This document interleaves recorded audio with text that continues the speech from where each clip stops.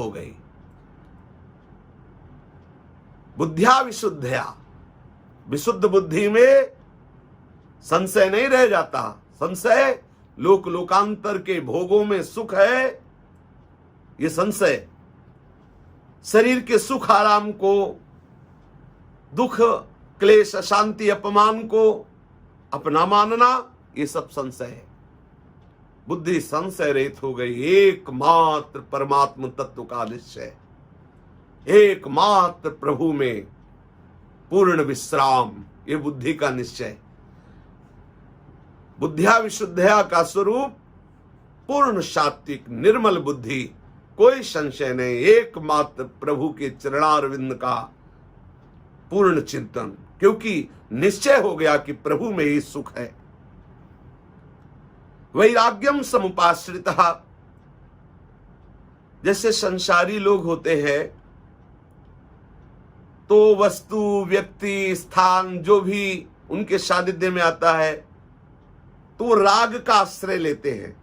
राग पूर्वक वस्तु का सेवन करना, राग पूर्वक किसी व्यक्ति से मिलना, राग पूर्वक किसी स्थान को स्वीकार करना।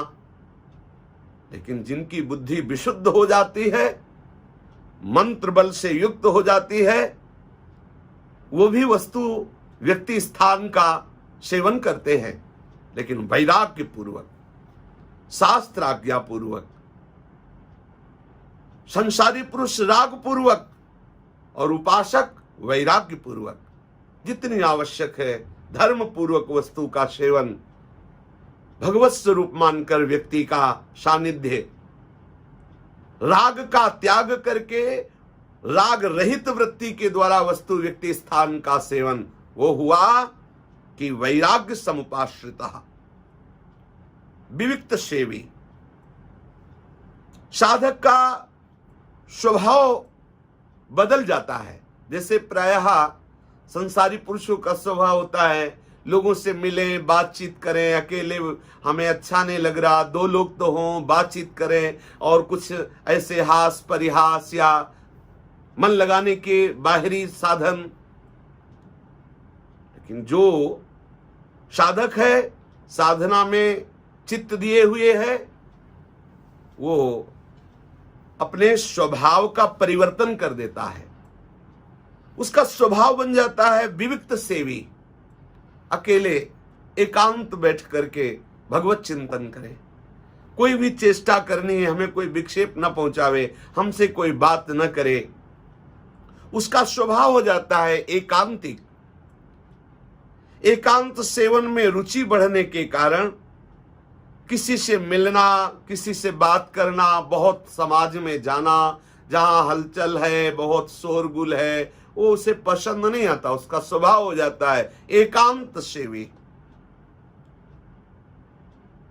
खूब समुदाय, खूब हल्ला गुल्ला, खूब ये सब उसे ऐसा अच्छा नहीं लगता। लगता है एकांत हो, नदी का किनारा हो, या कोई गुफा हो, या कोई लता पता के नीचे एकांत, या एकांत कमरे में हमसे कोई बात न करे, हम अपने चित्त को, अपने मन को अपने प्रीतम में लगाएं, ऐसा उसका स्वभाव बन जाता है। या जो पर्योमय सहज स्वभाव, श्री हरिवंश नाम रस चाव, स्वाद मिल गया नाम का, स्वभाव पड़ गया नाम जपने का।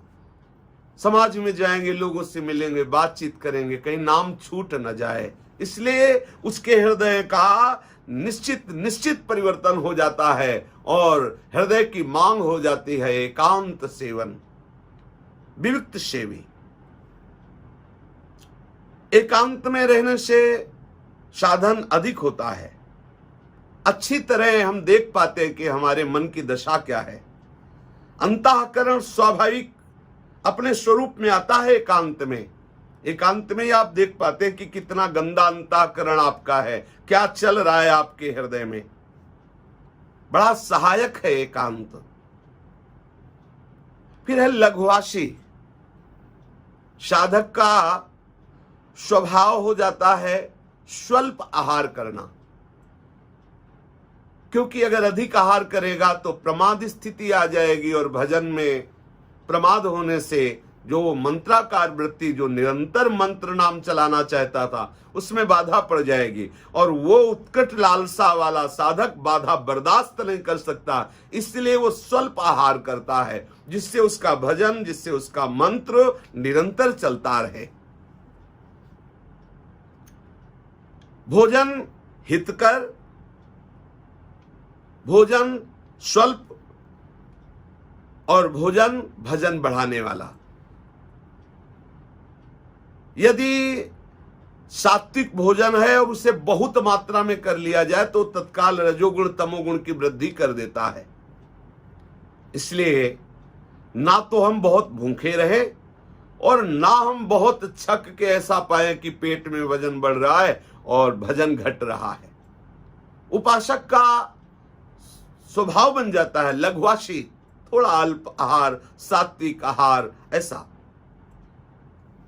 धर्त्यात्मानम नियम्य च, वो संसार के जितने प्रलोभन हैं वो सब एक साथ सामने आ जाएं तो भी वो अपने लक्ष्य से विचलित नहीं होगा। धृति, रसेंद्री, जनेन्द्री आदि के सब भोग इकट्ठा हो जाए तो उत्कृष्ट लालसा वाला मंत्र बल से युक्त उपासक वो पतित नहीं हो सकता। ऐसी धृति जागृत हो जाती है क्योंकि उसका लक्ष्य है भगवत प्रेम। निरंतर मंत्र से वो अपने संपूर्ण अंतःकरण को शासन में लिए हुए है, इसलिए धृति जागृत हो जाती है। जनेन्द्री रसेंद्री के भोग उसे विचलित नहीं कर सकते। सब भोग एक साथ उसके सामने आ जाए तो भी वो मंत्र का विस्मरण नहीं होने देगा, अपने लक्ष्य को नहीं भूलेगा। वो ऐसे भोगों को स्वीकार नहीं करेगा जिसे शास्त्र निषेध करते हैं, जो उसके भजन को रोक दे, ऐसे भोगों को स्वीकार नहीं करेगा। ऐसी दृढ़ता आ जाती है,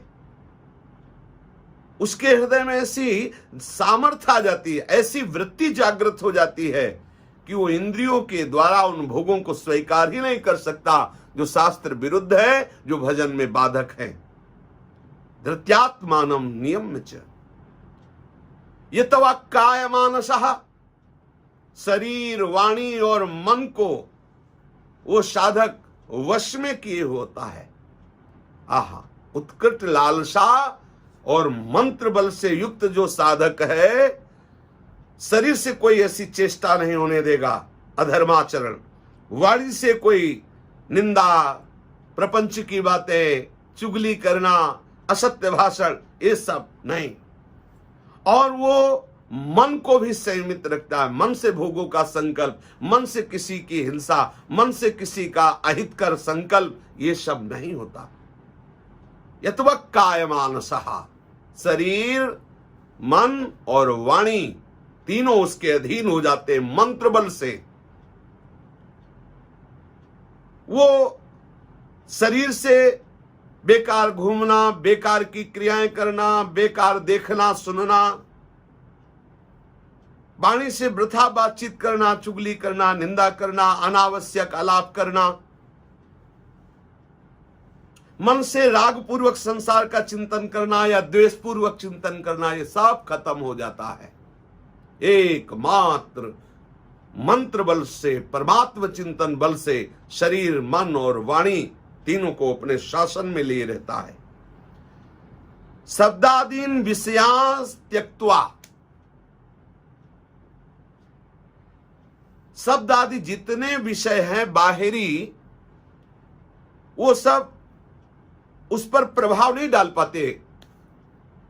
जैसे कभी अपना मन किसी विषय पर लगा हो तो दूसरा विषय हम नहीं समझ पाते, बैठे हैं समीप ही लेकिन नहीं सुन पाते, बोलते हैं दोबारा बोलो, हम नहीं सुन पाए क्योंकि हम यहां नहीं थे, वहीं बैठे हैं लेकिन नहीं सुन पाते। ऐसे ही उपासक की ऐसी तन्मयता हो जाती है कि शब्द, स्पर्श, रूप, रस, गंध आदि विषय उसे परास्त नहीं कर पाते, उसके चिंतन में विक्षेप नहीं डाल पाते। शब्दादीन विषयास त्यक्त्वा, शब्द, स्पर्श, रूप, रस और गंध, वो पांचों विषयों का त्यागी होता है। क्योंकि पीछे ही वर्णन किया गया कि वो राग पूर्वक किसी वस्तु व्यक्ति स्थान का सेवन नहीं करता, क्योंकि वैराग्य समुपाश्रिता, वो वैराग्य का आश्रय लिए हुए है। राग देशो व्युदस्य च, सांसारिक वस्तु महत्वशाली है, अपने काम में आने वाली है, उपयोगी है, ऐसा जो भाव करके वस्तु का सेवन किया जाता है उसे राग कहते हैं। अरे ये तो बहुत सुखद है, ये तो बहुत महंगी है, ये तो बहुत अच्छी है, ये तो बहुत भाग्य है जो ऐसी वस्तु मिल गई, सब माया रचित है। क्या भाग्य है? यहां तिनके से लेकर ब्रह्मलोक तक सब माया के द्वारा रचा हुआ है। माया अर्थात स्वाप्निक है, भ्रम है, असत्य है, फिर क्या भाग्य है? वो राग देशो व्युदस्य च, किसी भी वस्तु को प्रति महत्वशाली भाव, सुखद भाव ऐसा नहीं रखता। अंतःकरण में अब असत वस्तुओं का रंग ही नहीं चढ़ सकता, क्योंकि मंत्र बल जागृत हो गया है। असत वस्तु में उसके हृदय में कोई राग नहीं, तो फिर द्वेष हो ही नहीं सकता, क्योंकि राग से ही द्वेष की उत्पत्ति होती है। राग अनुकूलता, और जहां प्रतिकूलता हुई तहां द्वेष हो गया। हर समय एक वस्तु में रागात्मक भाव ही नहीं रहता, कभी कभी प्रतिकूलता का भाव आ जाता है तो द्वेष हो जाता है। राग नहीं, अनुकूलता नहीं तो प्रतिकूलता नहीं, द्वेष नहीं। ध्यान योग परो नित्यम, क्योंकि वो साधक निरंतर एकाग्र होकर के वो ध्यान परायण रहता है। जैसे हम जप करते हैं तो ध्यान संसार का हो रहा है और जप हो रहा है, अधूरा है। वो उपासक जो जप रहा है, उसी का ध्यान कर रहा है, उसी में तन्मय है।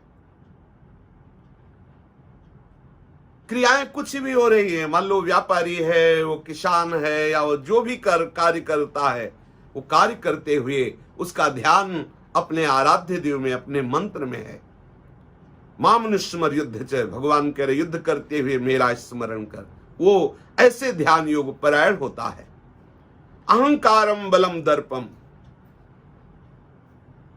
जो गुणों को लेकर के अपने में एक विशेषता दिखाई देती है उसे अहंकार कहते हैं। जबरदस्ती करके विशेषता से मनमानी करने का जो आग्रह होता है उसे बल कहते हैं। जमीन जायदाद आदि बाह्य चीजों की विशेषता को लेकर के जो गर्व होता है उसे घमंड कहते हैं, दर्प कहते हैं। भोग पदार्थ तथा अनुकूल परिस्थिति मिल जाए, इस इच्छा का नाम काम होता है। अपने स्वार्थ और अभिमान से जरा कहीं कोई प्रतिकूल हुआ, ठेस लगी, तो उसके अनिष्ट करने की जो वृत्ति पैदा होती है उसे क्रोध कहते हैं। भोग बुद्धि से, सुख आराम बुद्धि से जो चीजों का संग्रह होता है उसे परिग्रह कहते हैं।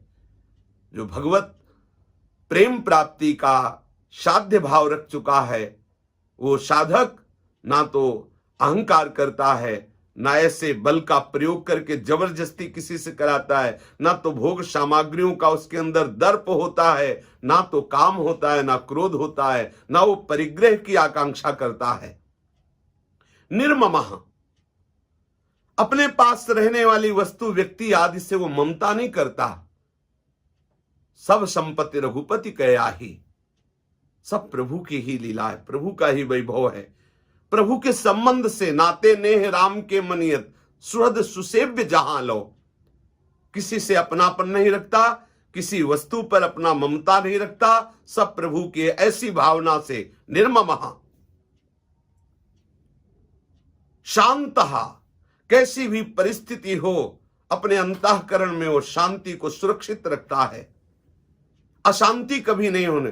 अनुकूलता, प्रतिकूलता, मान अपमान, निंदा, स्तुति, सुख दुख, इन सब स्थिति में सम रहता है, अंदर हलचल नहीं होने देता, निरंतर भगवत स्मरण परायण रहता है।